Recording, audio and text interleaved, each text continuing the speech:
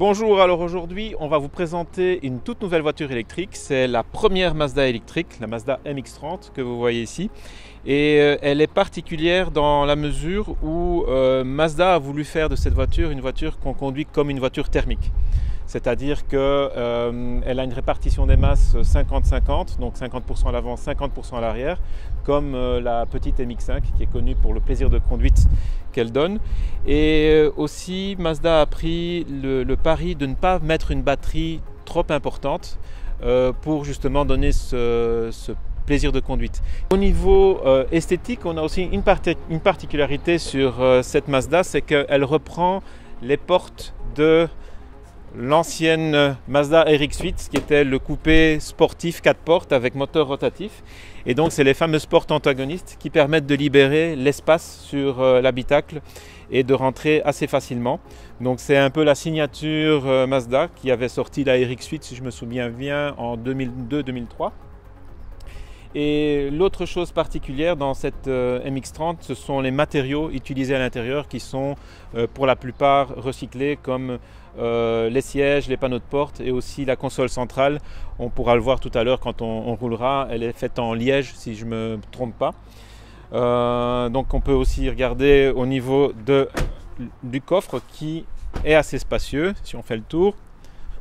Donc on a une voiture, je dirais au niveau des caractéristiques, qui est assez normale. On ne voit pas que c'est une voiture électrique au premier abord.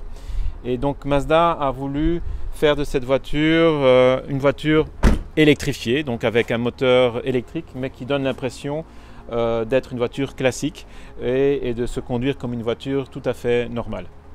Donc au niveau de l'environnement de conduite, l'habitacle, ça ressemble à une voiture classique. Je dirais que même le levier de vitesse, c'est comme une boîte automatique. On a parking, neutre, marche arrière et drive. Les instruments sont aussi classiques, donc on n'a juste pas de compte-tours. On a donc un power meter avec la partie puissance et la partie recharge, et puis les commodos sont classiques. Alors ici je vois qu'on a des palettes au volant, c'est pour jouer sur la régénération de freinage? C'est exact, on a 5 positions pour la 5 marche. ah, Oui. Cool. Ben, on va démarrer tout doucement. Donc la batterie est presque pleine, on voit qu'on a 179 km d'autonomie, donc ce qui correspond à ce qui est indiqué par le WLTP. Alors on enlève le frein à main et c'est parti. Donc là évidemment ça démarre tout en douceur et en silence.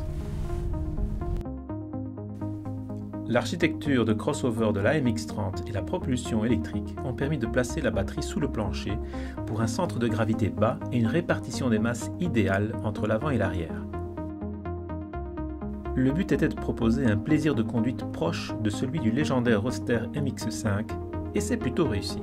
La puissance du moteur électrique et la capacité contenue de la batterie ont été intelligemment sélectionnés pour offrir des performances suffisantes tout en minimisant le poids, le prix et surtout l'utilisation des ressources naturelles.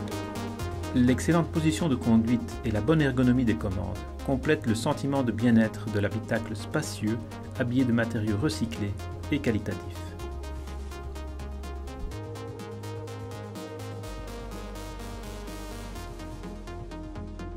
La conclusion de notre essai est assez positive. En fait, on va dire que cette Mazda est une belle surprise. Elle offre beaucoup de place et un agrément de conduite assez appréciable. Alors, son point fort, c'est d'avoir une conduite qui est tout à fait naturelle. On la conduit comme, on va dire, une voiture thermique. Et son autre avantage, c'est qu'au niveau de son prix, elle est affichée à 32 000 €, ce qui la place dans la catégorie des petites voitures électriques, alors qu'elle a une taille plutôt de voiture moyenne. Donc on pense que c'est une proposition intéressante et on vous propose d'aller vous-même l'essayer pour vous faire votre propre idée.